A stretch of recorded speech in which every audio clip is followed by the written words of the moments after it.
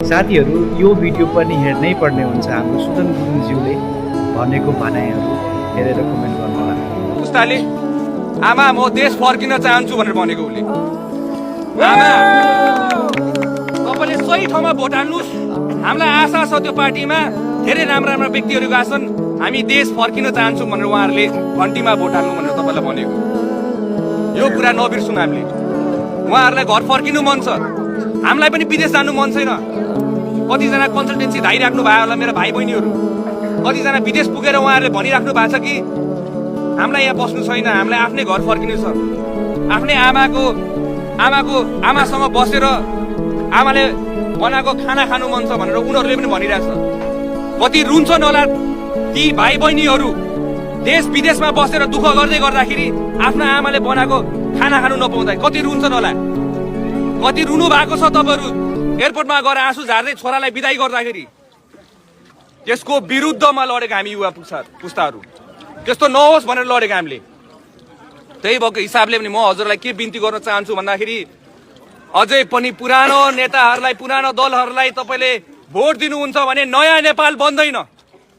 नयाँ नेपाल बनाउनलाई नयाँ सोच चाहिन्छ र अब युवा पुस्ता नै चाहिन्छ। किनभने हामीलाई हाम्रो भविष्यको तपाईँले जिम्मा दिनुपर्छ। हामीलाई थाहा छ हाम्रो भविष्य के बनाउनु पर्छ भने हामीलाई थाहा पाइसकेका छौँ।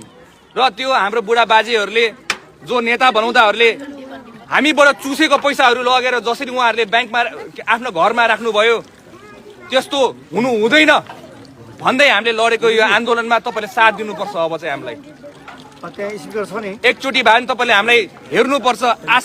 आशाका साथ तपाईँले हामीलाई हेर्नुपर्छ। मेरो विचारमा तपाईँहरू जतिजना जम्मा हुनु भएको छ आज मेरो विचारमा त्यही आशाका साथ यहाँ आउनु भएको जस्तो लाग्छ।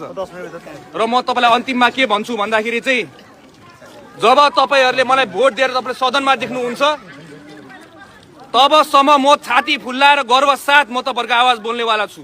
तपाईँलाई निराश बनाउन तपाईँलाई ढाँट्दिनँ। मैले भनिसकेँ तपाईँले भोट दिएको बापतमा जब तपाईँले मलाई त्यो सदनमा देख्नुहुन्छ कुनै काम गर्दै देख्नुहुन्छ यो केटालाई मैले भोट हालेको थियो तपाईँले गर्व साथ छाती फुलाएर भन्नुहुन्छ।